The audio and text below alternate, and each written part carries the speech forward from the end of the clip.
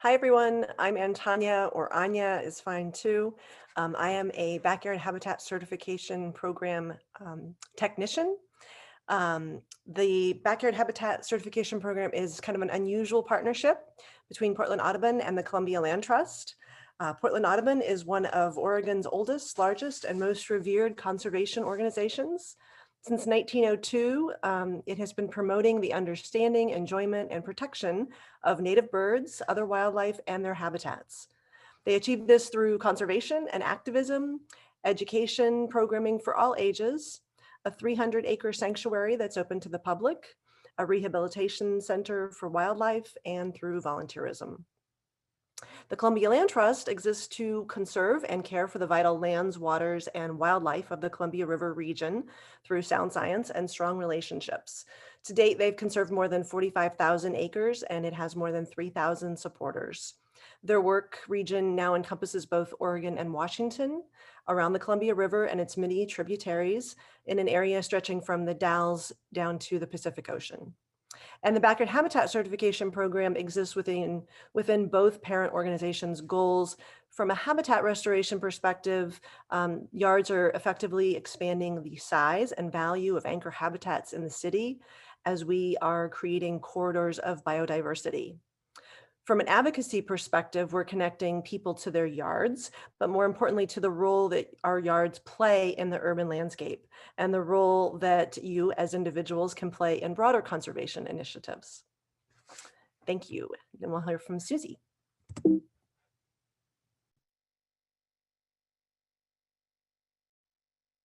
Susie, you're muted. I knew there was going to be someone muted. I didn't know it was going to be me. Right. Hi, I'm Susie Cloutier, and I'm the Stewardship and Outreach Manager with the Clackamas River Basin Council. I really want to thank our Communications and Program Coordinator as well, Adam Spencer, who's your moderator tonight, for keeping this newfangled way of teaching working well for all of us. So thanks, Adam. The Clackamas River Basin Council fosters partnerships for clean water and to improve fish and wildlife habitat and the quality of life for those who live, work, and recreate in the watershed. And we accomplish this by undertaking watershed restoration to increase the abundance, diversity, and productivity of native, resident, and anadromous salmon and steelhead populations throughout the basin, as well as other fish. We protect and enhance the quality and quantity of our source drinking water supplies for the nearly 400,000 people who get their drinking water from the Clackamas. We control non-native weeds and restore native vegetation to improve both aquatic and terrestrial habitats, and we perform public education. So some of our current hard work is we're working on sampling priority pesticides in the basin and working with the Soil and Water Conservation District to create a pesticide strategic plan for helping to reduce their presence in our drinking water. We're also creating new side channels and large wood structures in the river and its tributaries to ensure healthy spawning and rearing habitat for those 5 endangered and threatened species.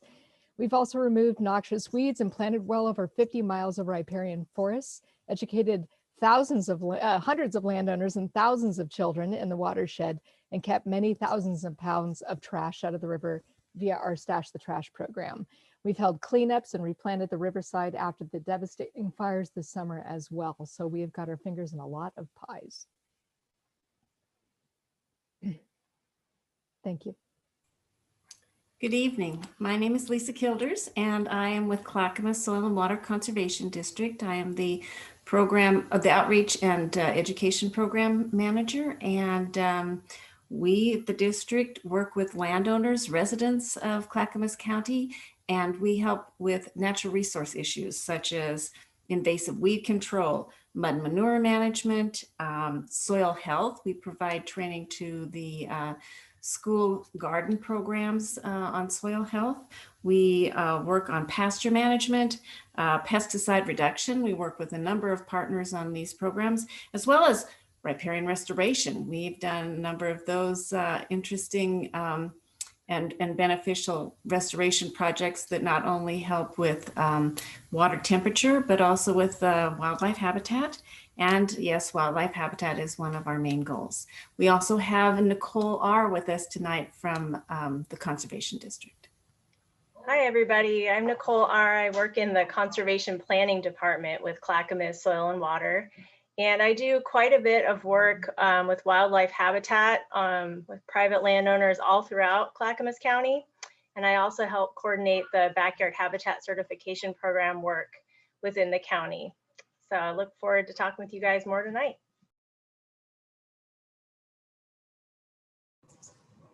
Hi, I'm Morgan Parks, the Oregon Education Manager for National Wildlife Federation. Our mission is to unite all Americans in ensuring wildlife thrive in a rapidly changing world. Many folks know of us from our Guardian of the Wild ambassador, Ranger Rick. We're over 80 years old and one of the largest grassroots conservation organizations in the United States. We're made up of 51 state and territory affiliates, which make up our federation family. And in the state of Oregon, our affiliate partner is the Association of Northwest Steelheaders. They're a fishing advocacy organization. And together we focus on education and advocacy related to wildlife species and outdoor learning for children in communities. I'll let Christina introduce herself. Hi everyone, my name is Christina Peterson and I serve as the Confluence AmeriCorps member, and I am the Education and Outreach Coordinator for the National Wildlife Federation and the Association of Northwest Steelheaders. So I get to work with both organizations and help lead education and outreach efforts for both.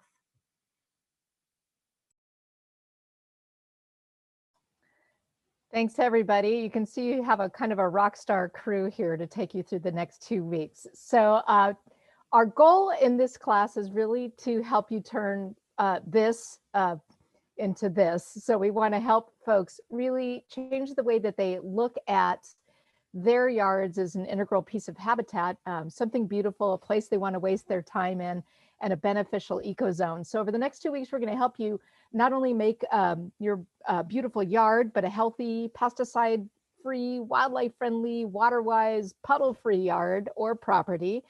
Or as the author of Douglas Tallamy says, we're going to help you to bring nature home. So the story of humans and our surroundings is not a pretty one. So just hang on for a second. I'm going to take you on a little bit of a rough ride, but one with more knowledge and more power to change the way we see and be in the world. Each of our little changes can change the world. Next slide. All right, this is a tough infographic, but there are a lot of things leading to wildlife decline. So we've got invasive species, urban sprawl, climate change, human population growth, and in general, the way that we are using and abusing our land. So you can see that it is far reaching. We have global climate change that's changing things as strange as, wildlife diseases that are being spread from our domestic animals to our wildlife. We've got our highway systems. There's a lot. Should we be afraid? Yes, we should be afraid, but take heart. Are there things we can do? Heck yes, there are things we can do. And that's why we're here, just so people don't feel hopeless and we can make a change. So let's start with birds for one, since we all know and love birds. 25% of our common bird species are in decline. So as a matter of fact, many of our common bird species alone have lost 50% of their numbers in the past 40 years. Yikes. So birds like barn swallows, American goldfinches, rufous hummingbirds, flycatchers, warblers, kinglets, meadowlark, that's our state bird, killdeer, mourning doves, house wrens. I won't even start with our insects, fish, and mammal species because we can go all night. So what's causing these declines? It's not one thing, obviously, but it's everything that adds up. For birds alone, and just in our backyards, we can look at things like loss of habitat. I think I saw someone mention earlier that their neighbors have replaced even their natural lawn with plastic lawn. Climate change, man-made hazards, and one of the man-made hazards I think Anya will be speaking about is cats, free-roaming cats, windows, lack of food and shelter. So let's get a little more local. So next slide. For those of us that live in this area, this was a very hard end of our summer. The Riverside fire in the Clackamas burned more than 138,000 acres alone. So that combined with the Lion's Head and Beachy fires made a grand total acreage of burned in 2020 with just these fires of 542,000 acres.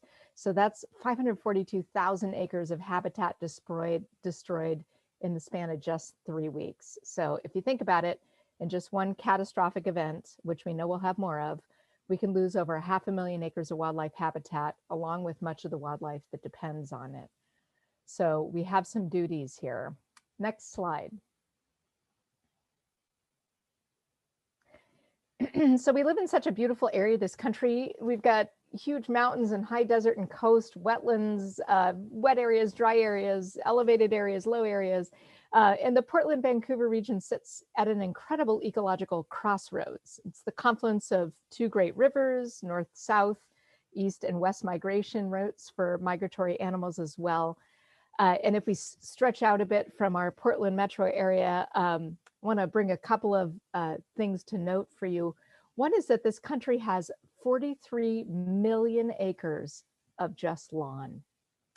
So it's a little bit horrifying. And when we juxtapose that with the 1 to 3% of the entire USA that is considered undisturbed, we can think, yikes, we definitely need to get active.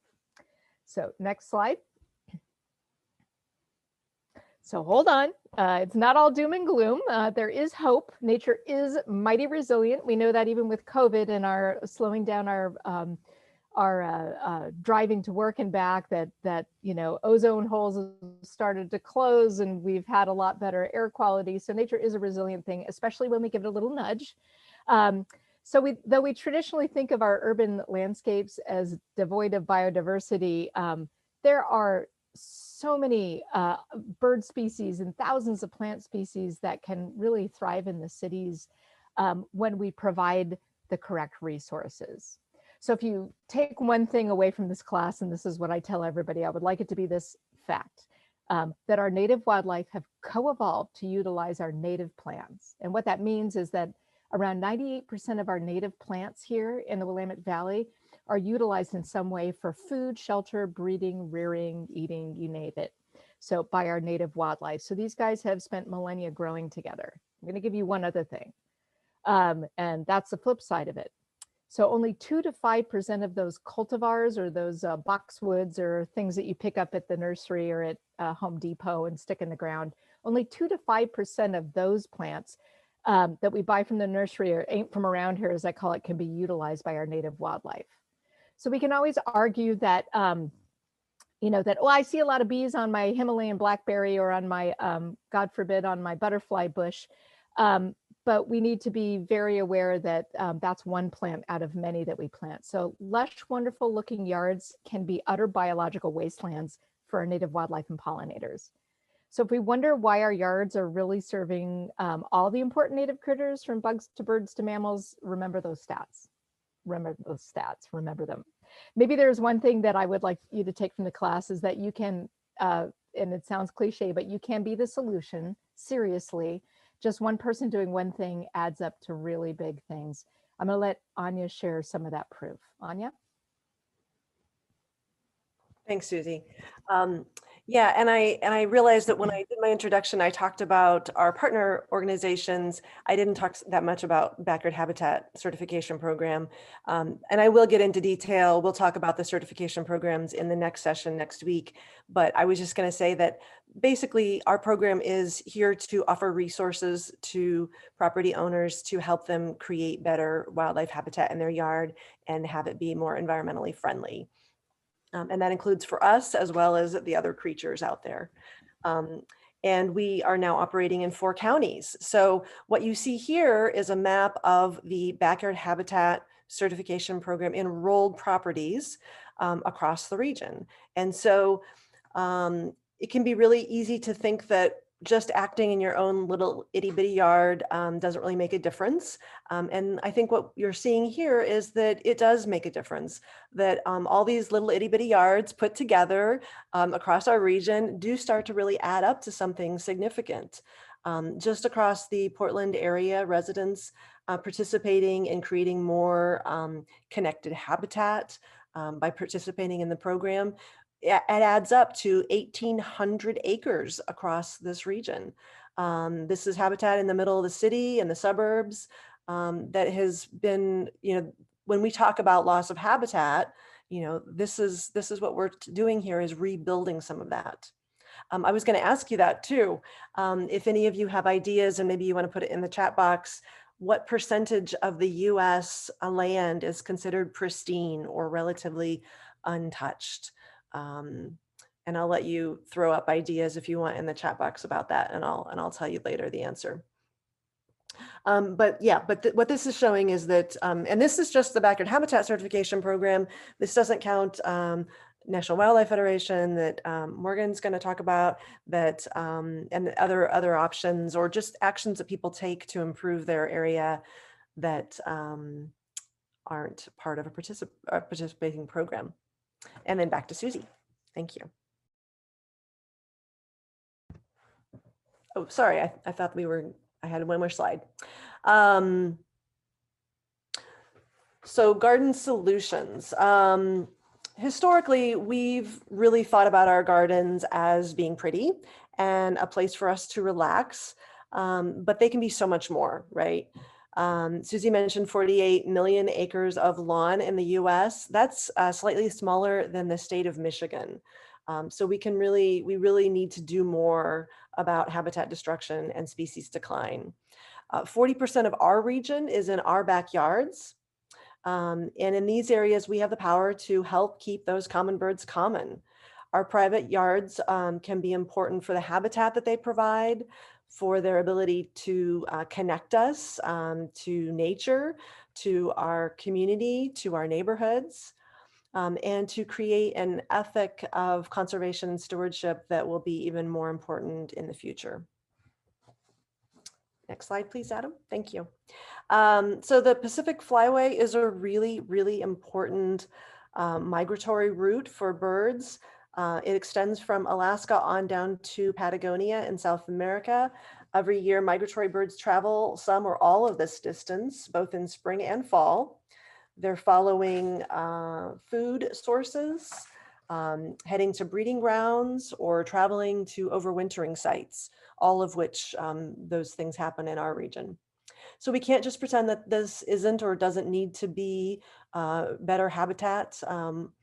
This wildlife habitat is in our developed communities, and we need to improve it. At least 209 out of the approximate 500 bird species found in Oregon use the Portland, Vancouver metropolitan region for some portion of their life cycle. But there are challenges. In the next slide, you'll see some of those challenges that are in our human-built environment that create obstacles for birds. Buildings, windows, and lights, yikes. More than 100 million birds die in window strikes every year, but there are lots of solutions: silhouettes, decals, netting, moving feeders around the yard. If you have feeders, maybe moving them farther or closer to the house. Those can be some solutions. Light pollution is also a problem. Most birds migrate at night, except for raptors. All the little tiny songbirds and even hummingbirds all migrate at night. Also, many moth species do migrate as well at night. And so lights can be really distracting and disorienting for birds. It can also affect predation and foraging and interfere with celestial cues that birds use for navigation. So birds can be a really big obstacle. Lights can be a really big obstacle for birds in migration. Also, health effects on people. So dark skies are really important for us too, interfering with our systems. And then we also just want to have dark skies. So that's important.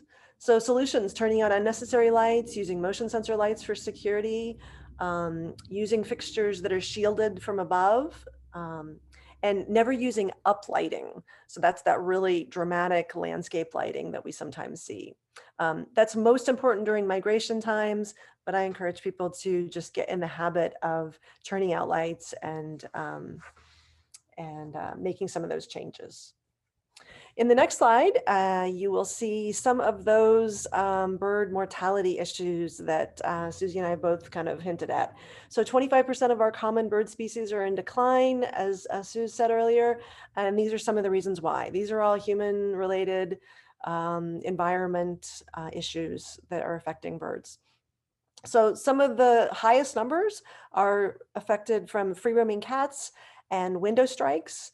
Since COVID, I've talked to so many people who have said to me, I never thought I had bird strikes on my windows, but now I'm home working and people are like in their homes in a different way, being quiet, working at their desk and hearing thuds on the glass. So those numbers are in the millions. So really, really high numbers. And those are things that we can do something about. Free roaming cats and bird strikes on windows are something we can do something about. And the next slide, please.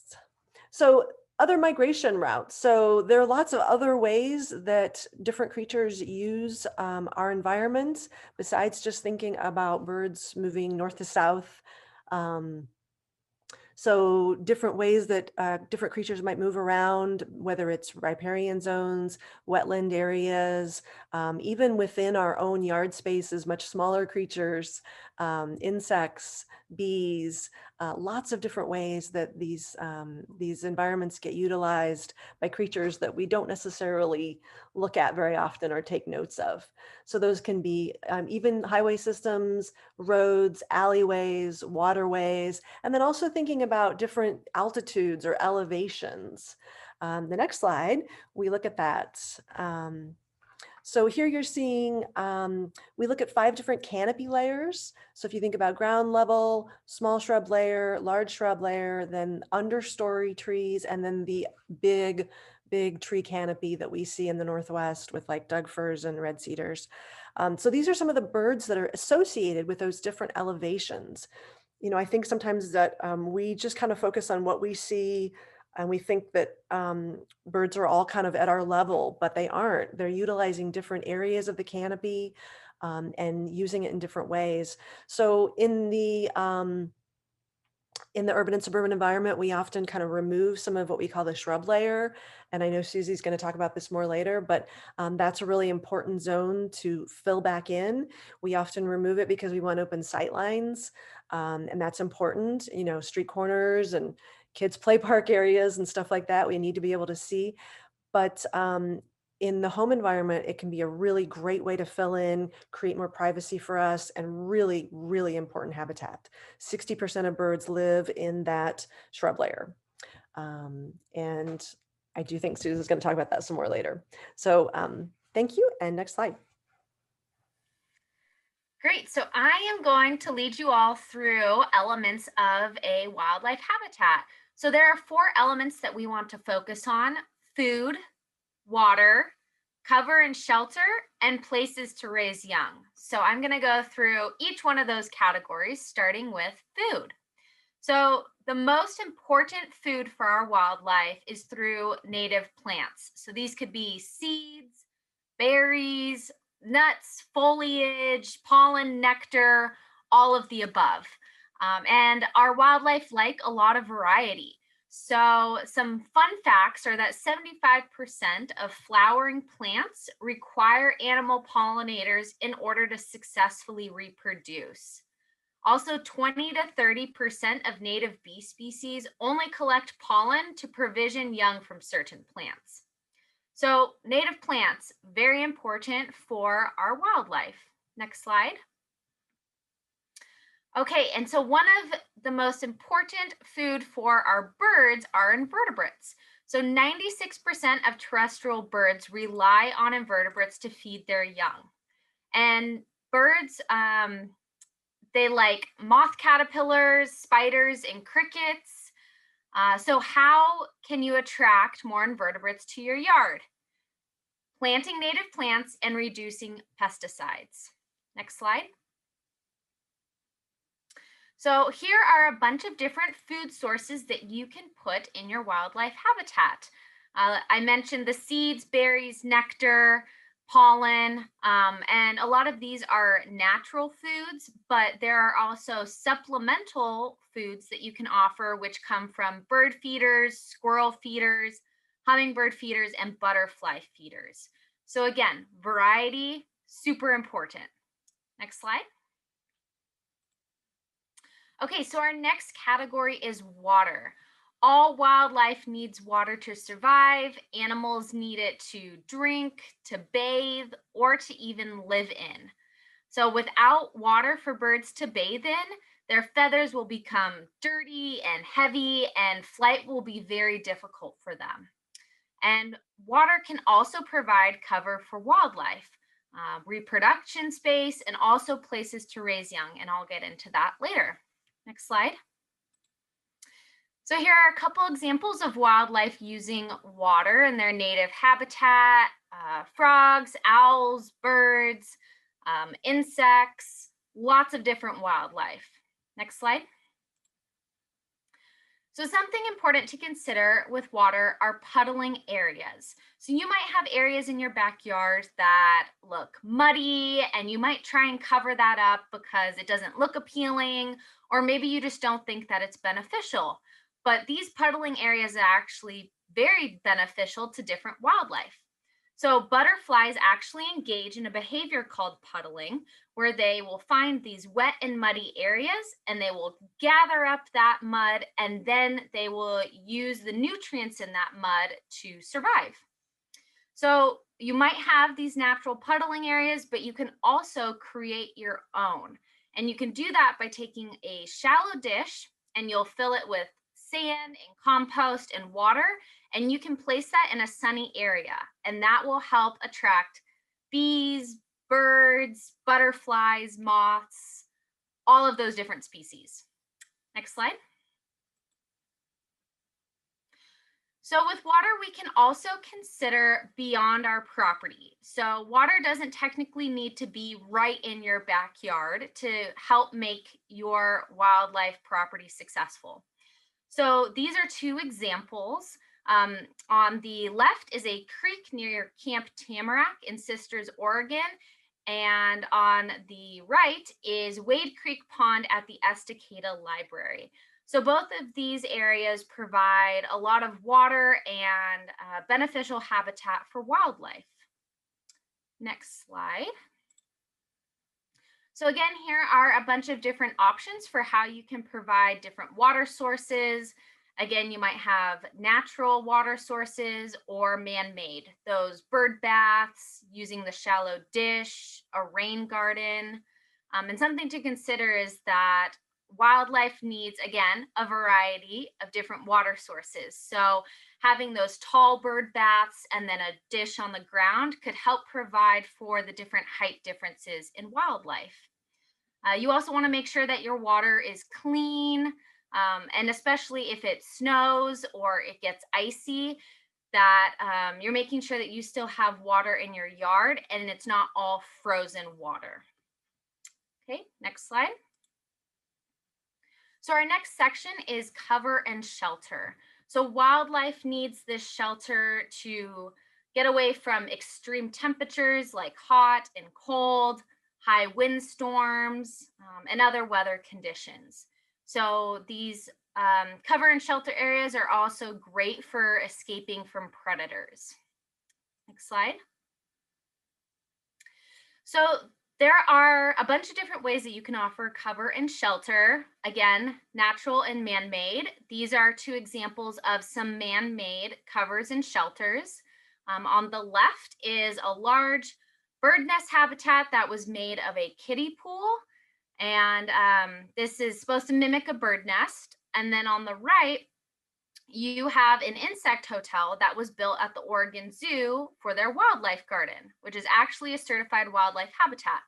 So these are two projects you could do at your home, or you could make something smaller to have something supplemental. Next slide. And here are, again, a lot of options for natural and man-made. You have wooded areas, standing trees. Something that I will say is that we tend to want to make our yards look pretty. And we would want to rake up those leaves or gather up branches that have fallen and make sure that everything looks more clean. And these leaves and twigs and plants that are on the ground actually provide a great source of cover and shelter for our wildlife. So we want to leave our leaves, leave our sticks, leave our logs, and try not to burn anything. Also, you can help make your ground cover less bare by adding plants that could cover that area or restoring grassland. So there are a lot of different options. Again, there are supplemental options like roosting boxes or nesting boxes or bat houses. So a lot of different ways for cover and shelter. Okay, next slide. Okay, our last category, places to raise young.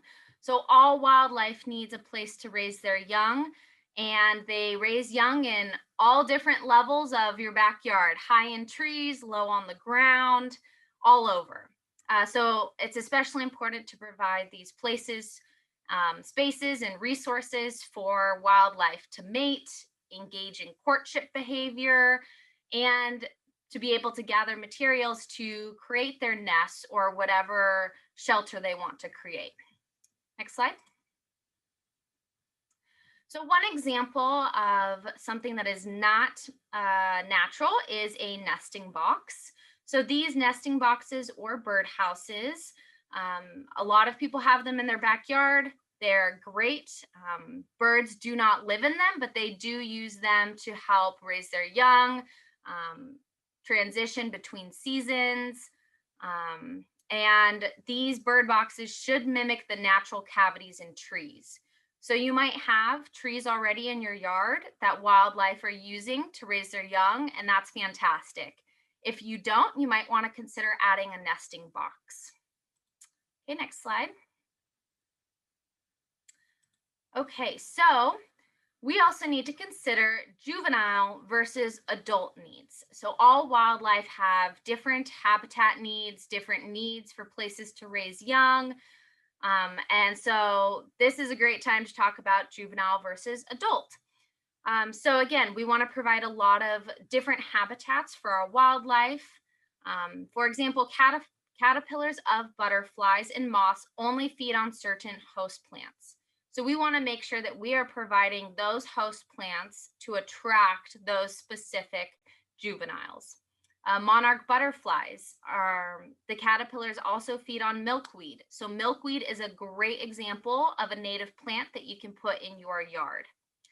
And then one little fact is that over 90% of native insects cannot complete their life cycles without native plants. So take a minute to think about that. 90%. That shows us how important it is to provide these specific habitat requirements. Okay, next slide. Okay, again, here is a list for a bunch of different options for places to raise young. Like I said, leaving the leaves, leaving the sticks. Variety is great. Meadows, prairies, and then you can see on the right here some man-made options like this chickadee bird house up here that is in Morgan's yard. Next slide.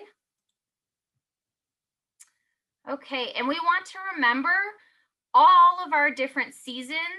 We need to be providing native plants and constructing a habitat that is great in all seasons. So in these pictures, you can see winter, spring, and fall, and spring/summer. And so you can see that these are actually from Morgan's yard as well.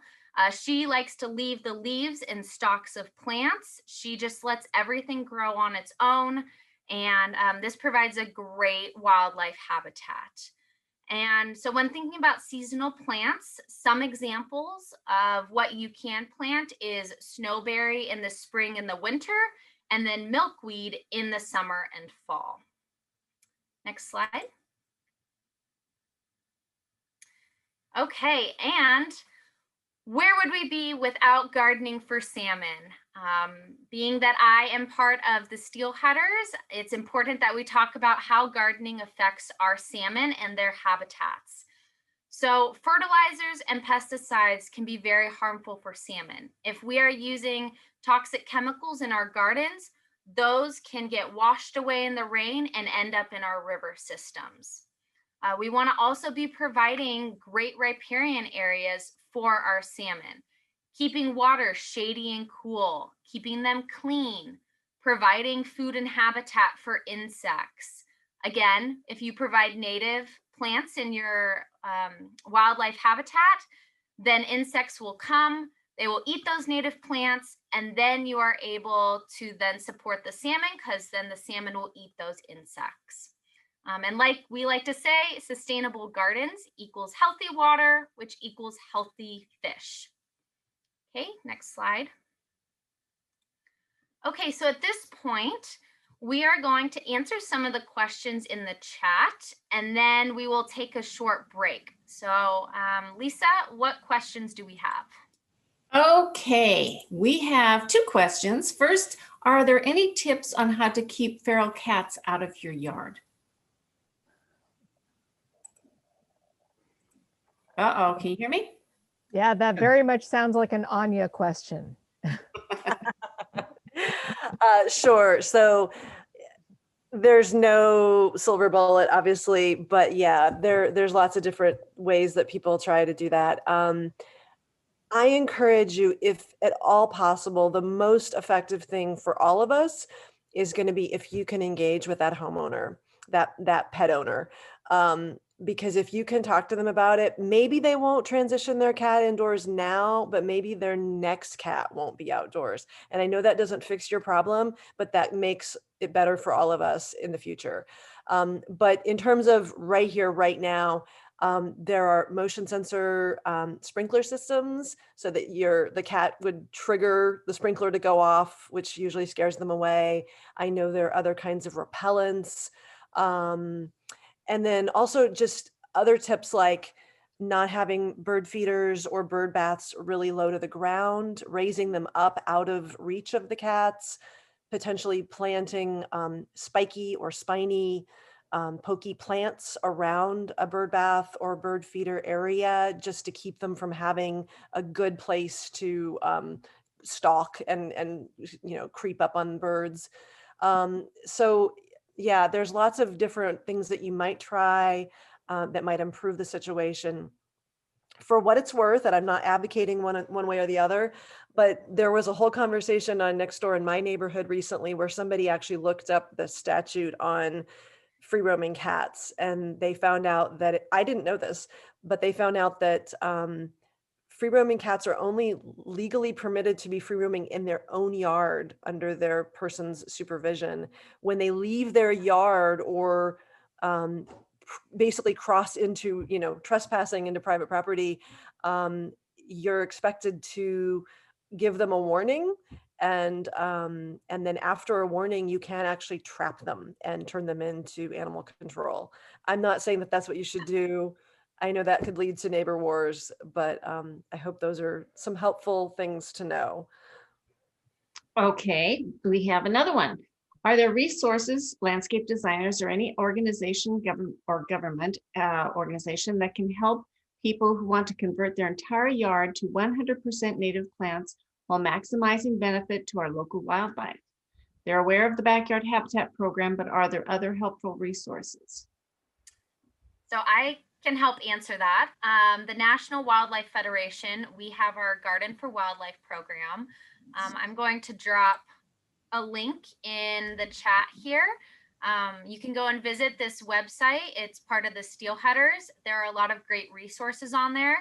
And if you are interested in attending our second session next week on Wednesday night at the same time, I will be going over that certification process, what you need, and how it differs from backyard habitat. So there are a lot of different options, but I would suggest that you start on this website and see if any of those resources can help you. I just want to mention as well that there are a lot of landscape companies that only work with native nativescaping. So we have quite a few in the Portland metro area that can help you put together a planting plan as well and then implement it. So if you're not able to get into a program, which I would highly recommend you get into one or the other or both, Backyard Habitat and National Wildlife Federation's programs, because they're so helpful and amazing. But if you wanted a hand with that, we can get you some links to some services that do actually work with nativescaping. Okay, one more question. When is the best time to cut down overwintered debris from gardens to tidy up for the spring? They don't want to disturb critters that may be sleeping. Should I answer this? This is a tricky thing. Basically, there is no perfect time because obviously out in nature, all of those spent seed heads and twigs and all of that stuff would not get removed by any nifty gardener. And so I know for me, even just today, I was walking my meadowscape area and deliberating, when am I going to cut it back? How much am I going to cut it back?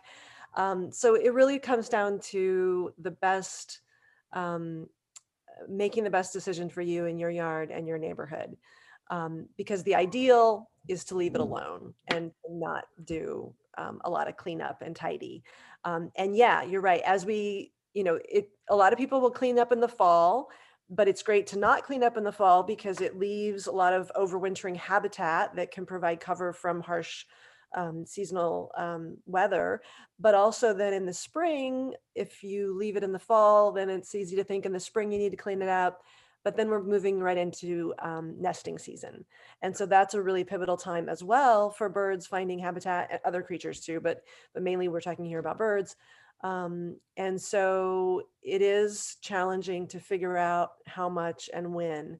And so personally, I try to stagger a lot of pruning and trimming and to dedicate certain areas of my yard to really being untouched.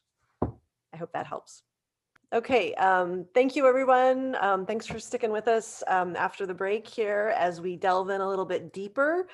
So native plants. So we've talked about some of this a little bit already, but basically native plant communities and insects have evolved over 4.6 billion years. So those insects are largely specialist insects. So when we think about a lot of non-native bugs, when they move to different areas, different territories, different continents, they're often generalists, meaning that they'll eat just about anything or from a wide variety of plants. But our native insects are specialists. They rely on very specific species of plants for their life cycle.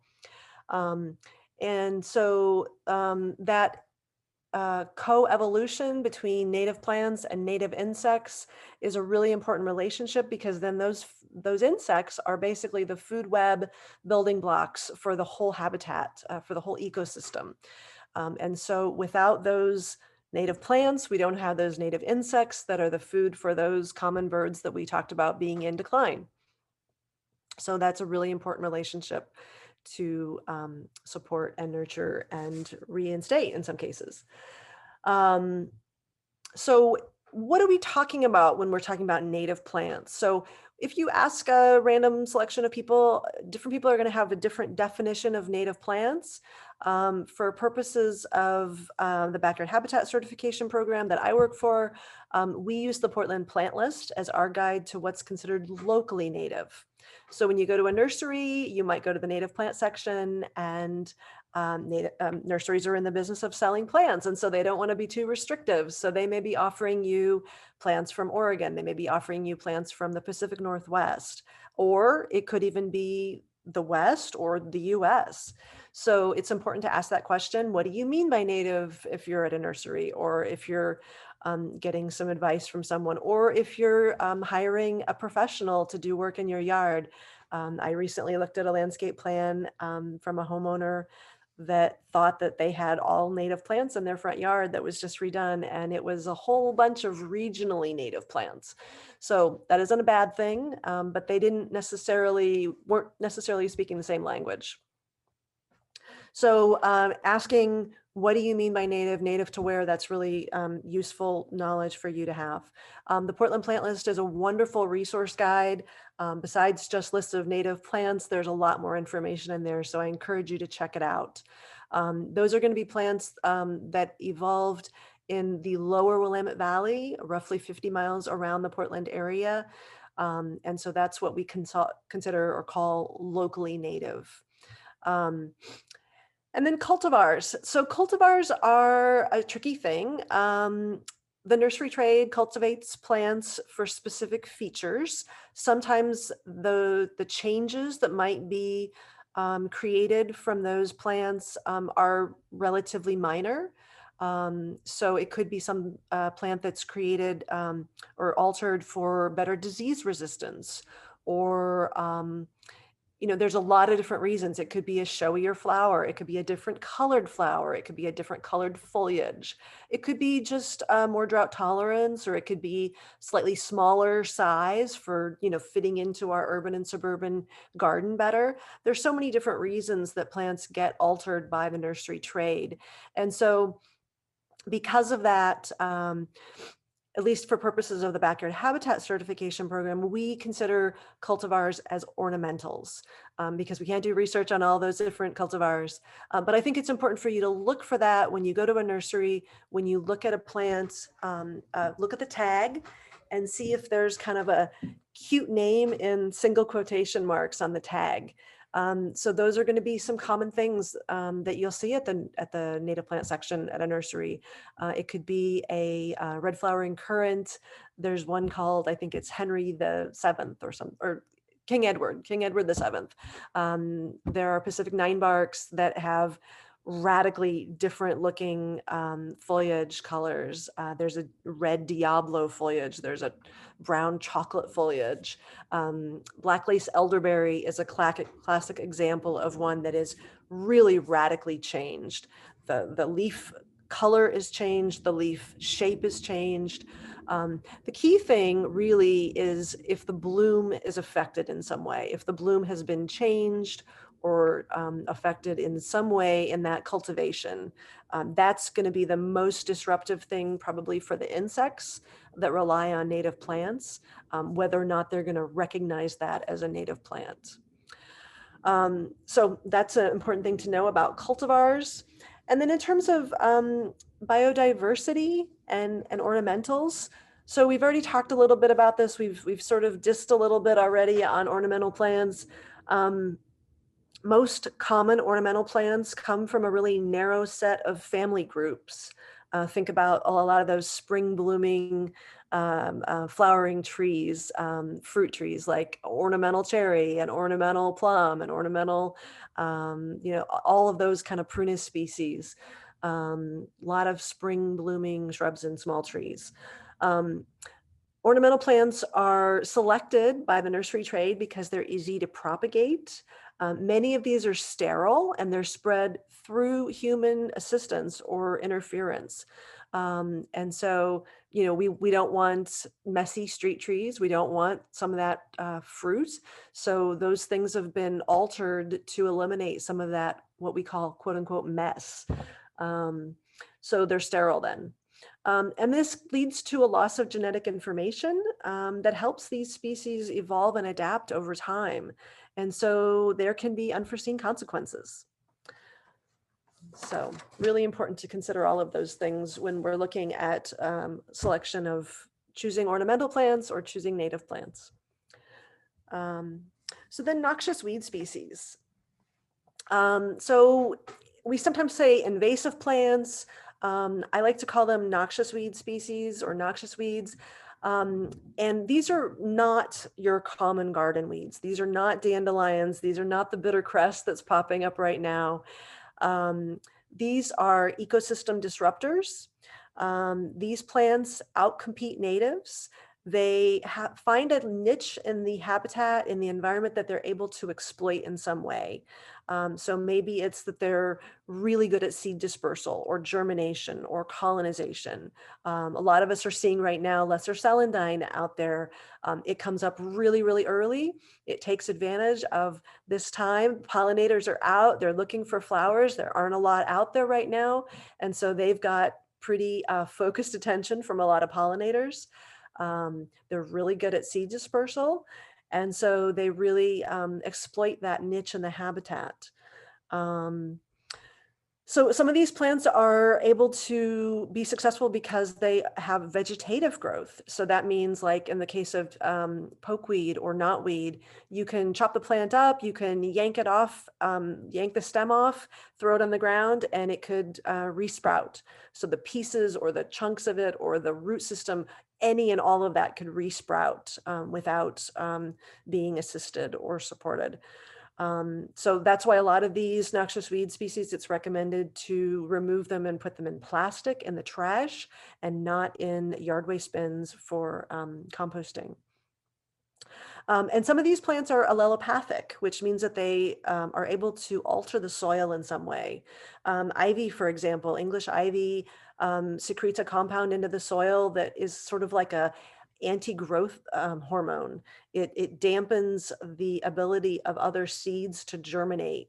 And so in that way, it's able to really overwhelm the local habitat. It creates a monoculture of itself. Obviously, this all leads to decreasing biodiversity and even changes to the soil, habitat, sun, shade, lots of ways in which they're interfering.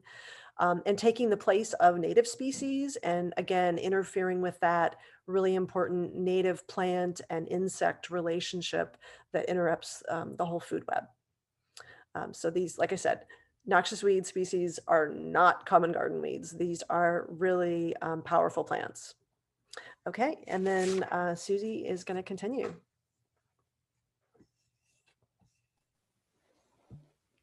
All right, one of my very favorite quotes. I like this place and I could willingly waste my time in it. William Shakespeare.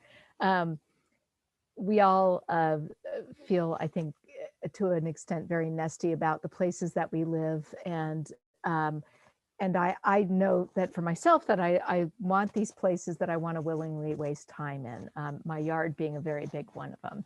So I just want to say that, now that we understand the issues at hand, as well as habitat requirements and the importance of insects and natives, the hazards of noxious weeds, let's talk about how you're going to make your yard fabulous to spend time in, and an ecological rock star too. So let's find your inspiration. So think of one of your favorite natural places in Western Oregon and throw your answer in the in the chat box.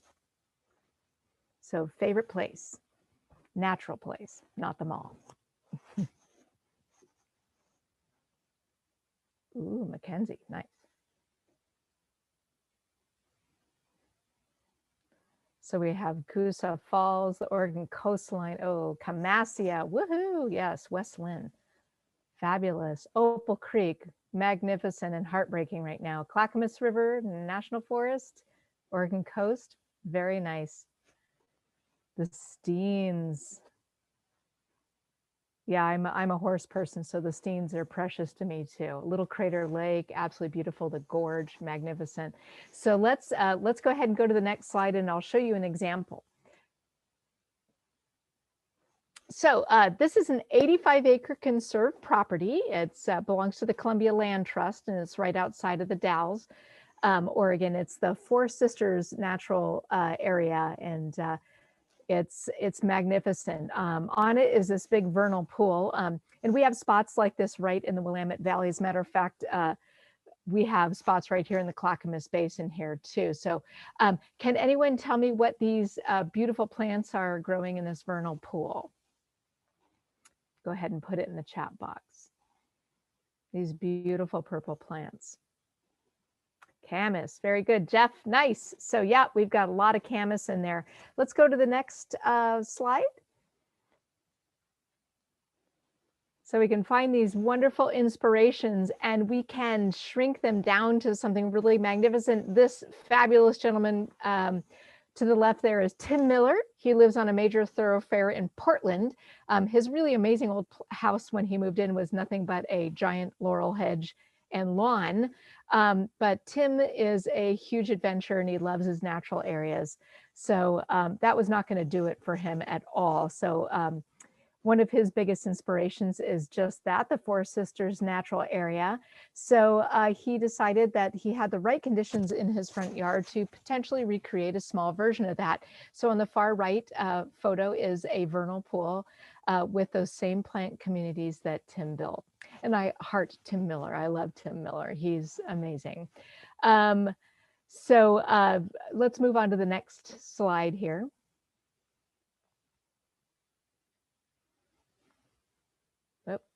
Are we there?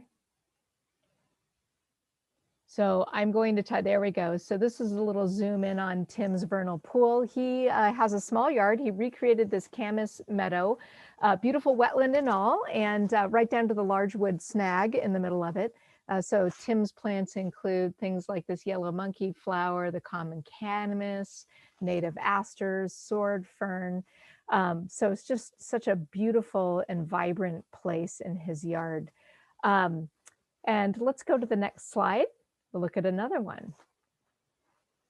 So Tim's place is a little bit shady, so he did well with his vernal pool. The next slide will be the front yard of my dear friend Galen.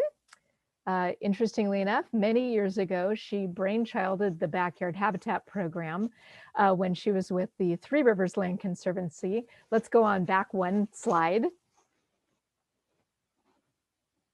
Go ahead and back it up one, Adam.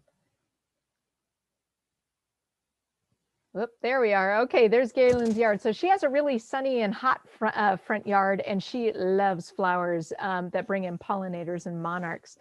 So she gets all of this with a little bit of extra labor in the front end with making this beautiful meadow, a pollinator meadow. And she gets a ton of kudos from her neighbors as well.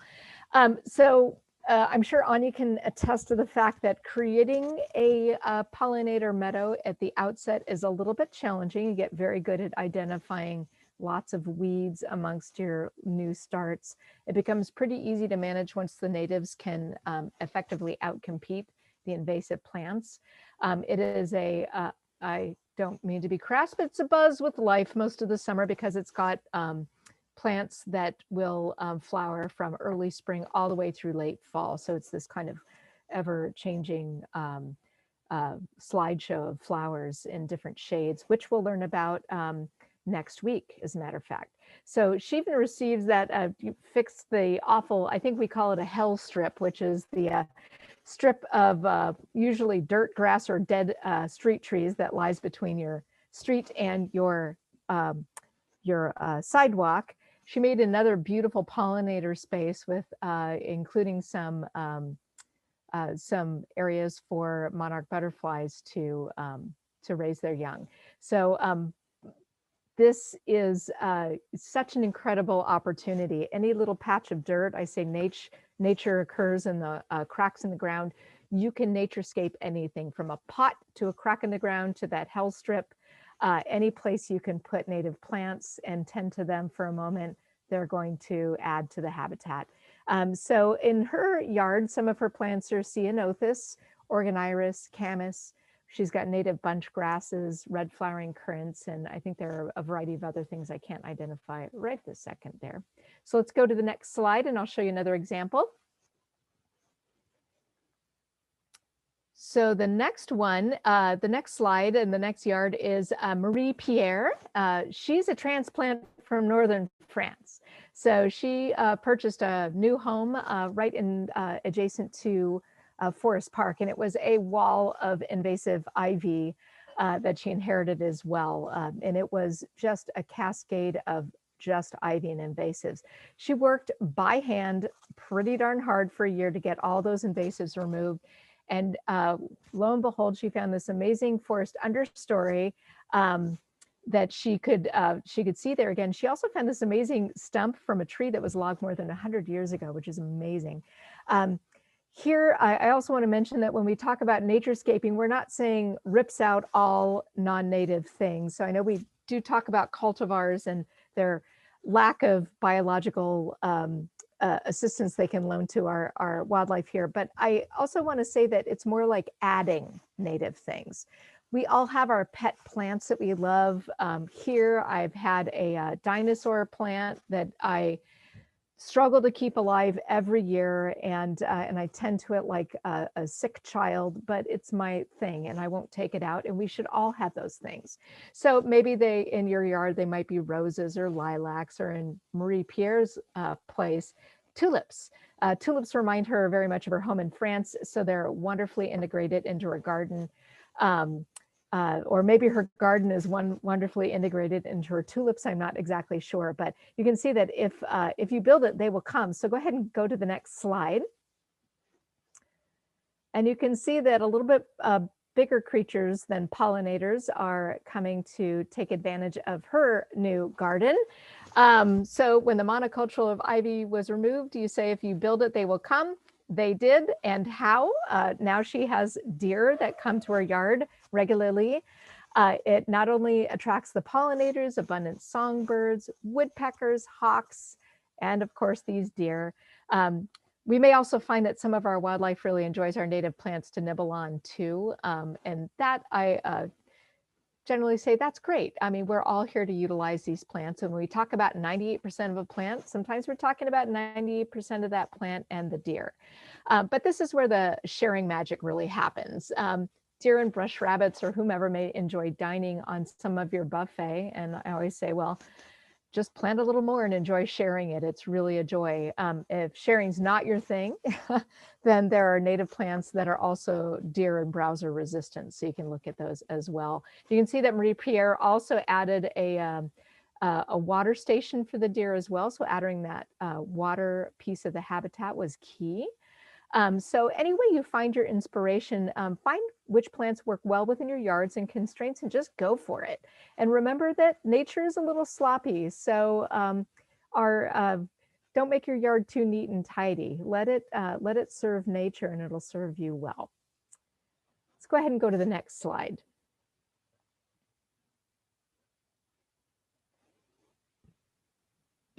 Okay, I was just answering a question in the chat box. Rain gardens. So rain gardens are a really fun way, fun, creative, interesting, and effective way to deal with stormwater in our yards.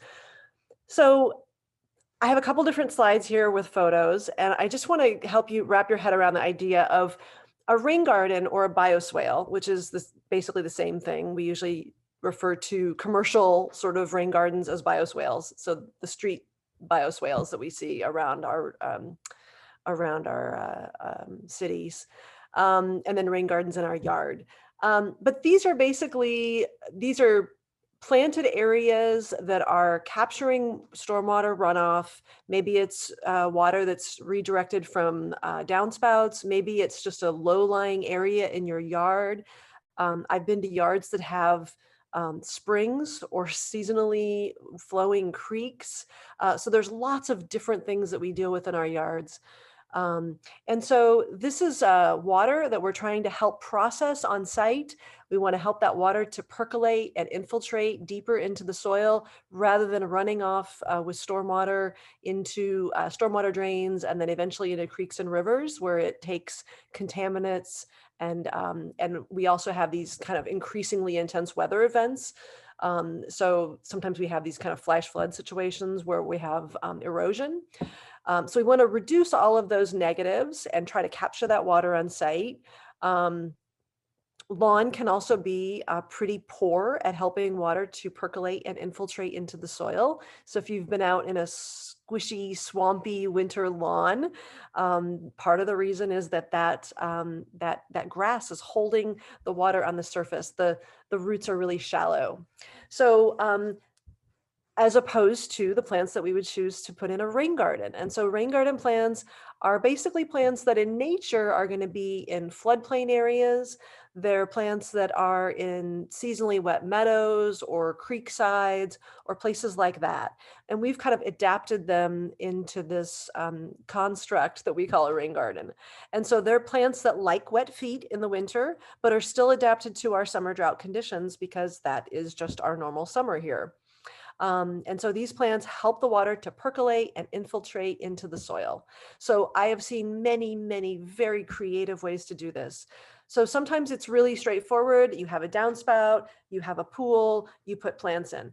But sometimes, as you see here, there are some different kind of creek bed features, or sometimes we have different ways that we need to help that water to move away from our house, to move away from pavement. And so in the next slide, you'll see some other views of this. So I really like this illustration because it shows you both a side view where you get to see at the left the downspout or wherever that water is coming from. It's being intentionally piped into this rain garden, and then you see it flowing into this depression or pool, whatever it might be. And then that water is being helped to infiltrate into the soil through the different reeds and sedges and different plants that have been planted there. And then also, further along, there are some bigger plants, some trees and other shrubs and things that are helping to process that water. In the overview, you see with those lines, you're able to kind of see some of the wetter and drier zones of the rain garden. So the deeper part is going to be wetter, obviously more wet more often. And those are the plants that are more adapted to really wet feet and really liking those wet conditions. And then as you go up the sides, you have less wet areas. And then there may also even be an overflow where if it fills up, there is still an intended place for excess water to go. Because sometimes that happens, or just in case. Or I've been to homes where they didn't know they needed an overflow until they needed an overflow. And then in the photo on the left, you see maybe a just dug, just installed, just planted rain garden where the plants are very small. And then in the next slide, you can see some other approaches to rain gardens. So here you see some more lush plantings. It's filled in a little bit more than that last slide. In the bottom left, you also see where they've actually had to direct water through a patio or a pathway. And they've actually broken the concrete area and have a flow through that area. So sometimes, especially in the more urban, suburban environment, it can be kind of tricky. There's a lot of pavement, there are pathways, there's driveways, there's, your house, but then right outside of your house, then there's the neighbor's house, there's just a lot more density. And you run into some of these challenges with pavement and different obstacles. Lots of different creative ways to do this. And it's a fun way to play with the different palette of plants that we don't always get to play with in the more urban and suburban environment. And as we know that our region was traditionally had a lot of, I shouldn't say traditionally, historically, it had a lot of wetlands, a lot of water. And so a lot of these plants have really been reduced in our region. So this can be a way to add some of those back in. So on to Susie. Just want to tag on to the rain garden thing really quick and just mention to those of you that might live rurally too, that rain gardens aren't just for the city lots.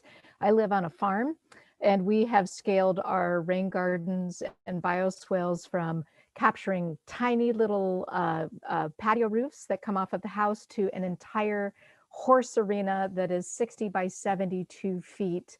And capture all the rainfall off of that, because erosion happens everywhere, both urban and in the rural areas. So don't think that if you're on a farm that a rain garden is not going to work for you, because it certainly will. So moving on to hedgerows. So this ain't it. Not at all. Go ahead and move to the next slide. So sometimes you really just want to screen something. So we may want to screen the neighbor, the street, the ugly chain link fence, whatever. So did you know actually that in our rural areas in particular, these in the last slide, those fast moving, we grow this kind of big, ugly laurel everywhere. And I just want to bring people's attention to the fact that every single part of that plant is toxic. Stems, leaves, berries, you name it. It contains hydrocyanic toxins that can kill animals and humans if any part is ingested. So we still stick these things everywhere, including in rural areas as screens. They're quite invasive as well. So what if we could change that policy for this gorgeous thing right here and flip the idea of keeping our privacy on its ear a little bit? So this is a beautiful, functional, excess water drinking, ugly view blocking native hedgerow. So what makes it so special? Well, first, I may be very biased, but I think it's beautiful. It's been planted with shrubs and forbs, and it will produce flowers throughout the growing season. So voila, you have color all the time in the growing season. It means that different pollinators and different birds will be arriving and sticking around all of the time. So we'll have hummingbirds to bees to butterflies to moth, you name it. Second, it's really important for our nesting songbirds. So as we mentioned before, 60% of our regional species nest in the shrub layer. So this native hedgerow is an excellent habitat for a lot of birds during the nesting season. If you remember too that most of those babies eat what? That's right, insects. There are a lot of insects that can live on these hedgerows as well. So it's quite a beautiful little system. They provide ample food for other birds as well in the form of seeds and nectars. And we can even plant these native hedgerows that provide nibbling for us as well. So salal, crabapple, salmonberry, pearly, everlasting, Oregon grape, all kinds of things that we can nibble on too, which is really fun. So it's not just always about the wildlife. And then third, these things grow fast. And because our native plants know how to drown in the winter and starve in the summer, they require no extra watering and they're naturally pest resistant. So this is a big deal. They're great site barriers. They add varied root depths as well. So as you can see, some of these smaller shrubs have their roots go shallow, the bigger ones, the roots go deeper, and that means that they're really pulling up a lot of that water column running through your soil. So it's kind of win, win, and win. And then lastly, I want to mention that if we use this as a fence, critters can move through these quite easily on their corridors as opposed to fences and other solid barriers. So don't forget about your wildlife couriers and your little guys that have to scoot along the ground.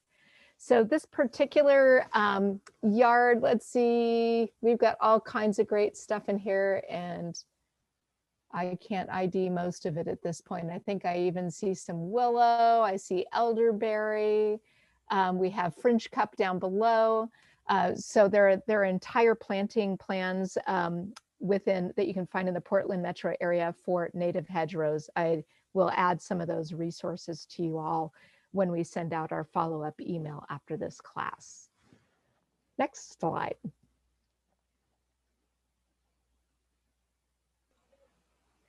So some other types of habitat that you can actually build upon in your own yard include the Oregon white oak habitats.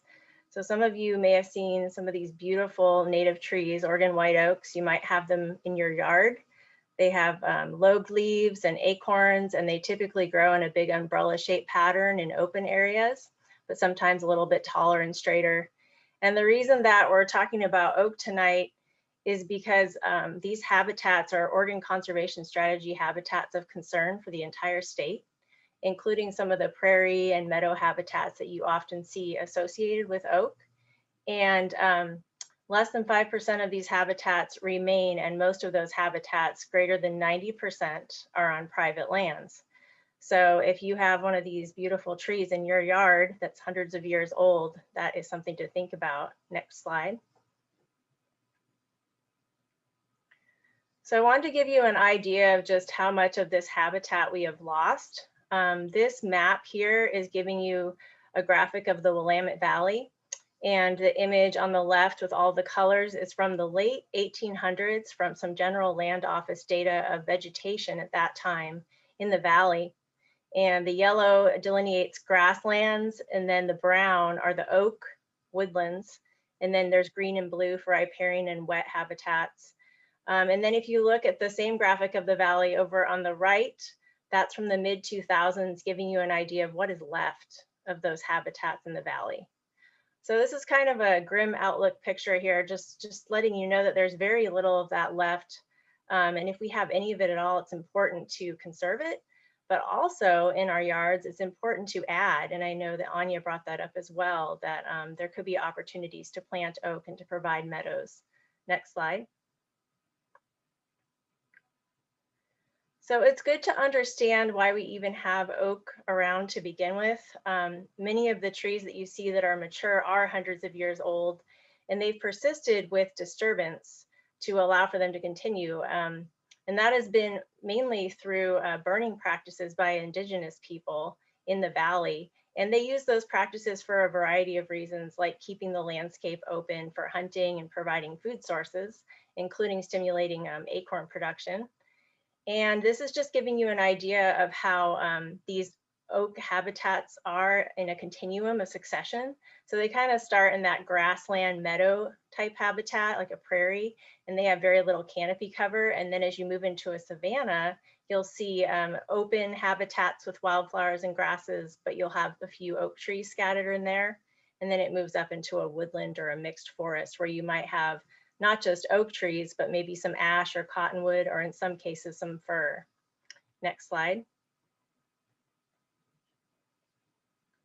I wanted to give you some ideas of where these habitats are just outside your door. So one of you mentioned one of your favorite places is Camassia, and this is up here in the upper right. Camassia is in the Westland area. It's a nature preserve that is owned by the Nature Conservancy. And there's a nice field of camas there along with the oak woodland. And then just below the Camassia photo is a picture of the Westland oak savanna habitat, also in Westland off of the 205. And it's a pretty amazing spot just right there. And adjacent to there, there's just a variety of backyards. And one of them has an oak naturescaping yard. And then a big field of camas in Oregon City and a vernal pool habitat in Canby. Next slide. So why should we care about oak? Well, we're in here talking about gardening for wildlife, and Oregon white oak trees provide habitat for hundreds of species, including all of these taxa. I'm basically just listing some of the different species, some of which are obligate to Oregon white oak, which means that they have to have oak to persist, including the acorn woodpecker. You're familiar with woody woodpecker, and that is what is modeled after the acorn woodpecker. They're very social, they're in groups, and they use trees as granaries to stuff all their acorns for food sources. White-breasted nuthatches and gray squirrels, and then just a whole variety of invertebrates. And then what's really exciting too is you've also got all these diverse plants that are associated with oak and prairie communities. Next slide. So here's some nice pictures of some of those plants and species that you can find in these oak and prairie habitats, including the gray squirrel, our state bird, the western meadowlark, the nuthatch, a variety of different butterflies like the California sister, which only eats oak leaves. So we were talking about native species that require native plants to persist. Fender's blue butterfly and Kincaid's lupin, some of you may know about that species. Next slide.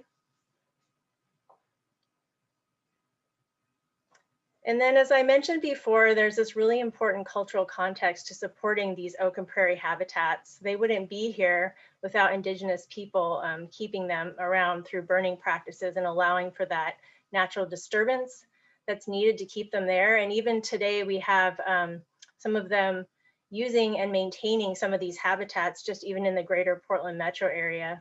Next slide. So one thing that we've also tried to do in the greater Portland metro area, which includes part of Clark County, is we've been trying to figure out where our Oregon white oak trees are that are left over. So we knew they were around historically, but we wanted to know where are they now so we can figure out how to conserve them. So there was a big effort called Oak Quest that some of you may have been involved in. And that included having volunteers go out and just map where these mature Oregon white oak trees were, or entire canopies of the habitat were. So all these little blue dots are telling you where there are current Oregon white oak trees, which is pretty exciting. because there really is a lot of that habitat still left to conserve. And there's quite a bit of it in the urban area, especially in North Clackamas County. Next slide. So how can you support Oregon white oak in your yard? Well, first of all, it's really important if you have one of these old mature oak trees to try to keep that tree standing if you can and support it as best you can. And one thing that's happened recently is with these ice storms that some of you may have experienced some damage to some of your trees, and Oregon white oak trees had quite a bit of damage, unfortunately, especially in Clackamas and Marion counties. And I encourage you that if you're able to keep that tree there, even if it doesn't look as nice anymore, if it's safe to keep it, wildlife will love it. One thing that's really important about oak trees is that they have very large limbs. When the limbs fall, it leaves a big hole often, and that sometimes is a big enough hole to provide a cavity for species that otherwise wouldn't have that cavity to nest in. The only way they can get those cavities sometimes is if they have a primary excavator, like a pileated woodpecker or northern flicker, create it for them. So oak trees are really important that way. It's important that you have oak trees or oak seedlings, that you release them or remove competing tree species from around them, because they grow slowly and they need lots of light. So they don't do well with competition, especially from fir trees.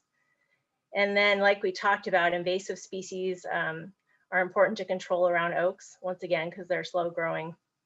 And then I just wanted to mention that because there are a lot of efforts on oak conservation in the region, we put together an oak naturescaping guide for your urban and suburban backyards, and it is an excellent resource to check out if you're interested. And then we also have a meadowscaping guide for the region as well. So on the next slide, I'll show you links to those. Next. And we'll provide this in the email as resources, but I recommend you check these out, because what's nice is some of the questions you guys have been asking will be answered in these guides. The Meadowscaping Handbook gives you quite a bit of information on different site preparation techniques you can do to get your ground ready to plant. And it has some amazing resources of different plant species with pictures that you can put in your yard that are native. There's also some nice lists of nurseries that provide native plants like camas and seed. And the Oregon White Oak Guide we set up has a nice decision tree to help guide you through the whole process of oak naturescaping your yard. And also some of those similar resources, including a list of oak associated plants like shrubs and understory plants. Next slide. And now Lisa's going to cover any additional questions that we have.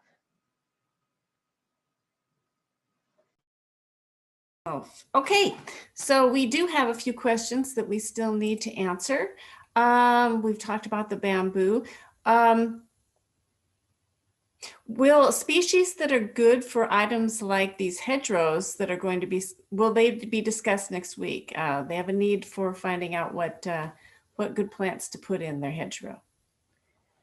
Well, I generally turn people to the Portland plant list. The Portland plant list is extremely handy in that it'll show you plants from forbs, small shrubs, medium shrubs, large shrubs to trees, and then what their tolerances are, if they're shade loving or moisture loving or sun loving. So certainly I would go to the Portland plant list first. They have beautiful photos as well, so you can get an idea of your planting plan.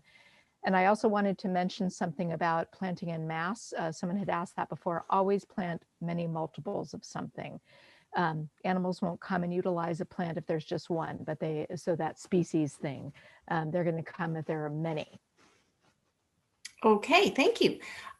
We have one participant this evening that would like to make a small pond in their yard, but they're concerned about it drying out in the summer. If they refill it with municipal water, will the chlorine damage plants and wildlife in the pond?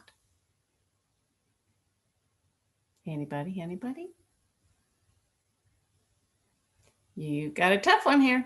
Yeah, that's a tough one. I would be tempted to say that it won't, if it's something that's potable for us. It's frogs are way more, and amphibians are way more sensitive to chlorine and things like that. So I've got friends with ponds in their yards that they fill with municipal water. I've not seen any kind of issues with amphibians that are living in there that they're having with it. So I think most chlorine evaporates out pretty quickly too. Good point. Okay, then we have a question. Do we know of a source for camas bulbs? There are some good resources in that meadowscaping guide at the end. And then another thing I would recommend are local soil and water conservation district plant sales. I know that Benton Soil and Water, I know it's a little further south for some of you, has one in the fall that has camas, and I think Shoals Valley Native Plant Nursery also does camas. So I would just say call local nurseries around you and ask. Okay, we have a question asking who can consult regarding permaculture garden design in our region? Is that a special person we need to look for? Anya, do you want to jump in on that? I personally, I don't know a ton about permaculture. I'm not sure. Sorry. There might be some help you could receive from Natural Resources Conservation Service. They do some urban farm work and can help with that. There are some folks at our conservation district that know a little bit about that, but I'm guessing that there would be folks on Anya's backyard habitat directory that could help too, maybe some of the landscapers. Yeah, it's not something we specifically look for, but probably, yeah. Okay, then we had the cardboard question. I don't know that everyone got to hear about cardboard and mulch, but is there any other recommendation for mulch other than cardboard to keep weed pressure down during the winter? You know, the leaves. I know a lot of folks that will not leave their leaves on the lawn or will not leave their leaves in select areas, maybe their walkways. And I usually recommend that people throw them on their gardens. That's really, really key for wildlife. You know, a raindrop can do a lot of damage to a little thing and the soil as well. So put it on your garden, lots of leaves. Okay, one last question I found here is, this is somewhat rhetorical, but how is pristine defined? Indigenous populations were managing forests long before European colonizers were part of the picture. Yeah, I did type a reply to that. Okay, I'm sorry, I didn't see that. No, it's fine. It was much later.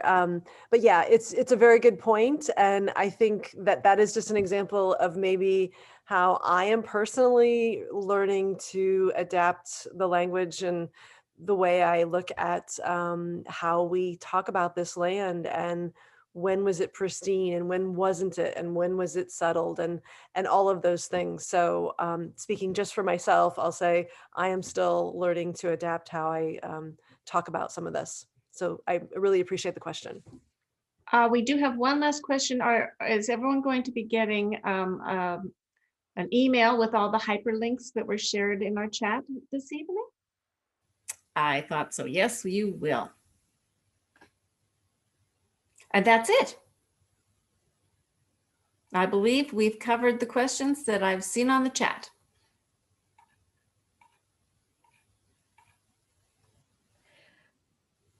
Who's next? Next slide. Go ahead. While creating a wildlife friendly habitat requires various steps, including designing your habitat, project planning, implementation, and maintenance, for the purposes of the following homework activity that I'll be going over shortly, we're going to focus on step 1 listed here, which is site inventory and mapping. But first, next slide, we're going to talk about dream habitats. So part of the goal of the following activity that I'm going to cover involving conducting an inventory of current site conditions of your habitat is to start brainstorming your dream habitat. In other words, your wish list. So think about if money, time, and expertise were no object, what would you want in your ideal habitat? What wildlife are you trying to attract? So think big, as later you can narrow down what may be more reasonable or practical for you at this time. And also remember that creating habitat is really a lifelong project and time commitment. So it's okay to dare to dream right now. Next slide. So now we're going to add some activity worksheets in the chat window. So I'll give you all a moment if you can please open that and take a look while I go over these instructions. So there's activity worksheets and then resources to help you with the homework. So you're all going to work on this between now and March 24th. You'll see on the first page that you're asked to draw a map of your habitat area. So this can be your entire property. It can just be a section. This can be community space, office space, a place of worship, a schoolyard habitat, whatever habitat you're thinking about right now. And there are color coding suggestions for site characteristics. And then page 4 is a blank document that you're welcome to use for your drawing. But if you prefer to design your map with digital resources, feel free to do that. This is your map, so be creative however you wish. Page 3 is the National Wildlife Federation Certified Wildlife Habitat Checklist.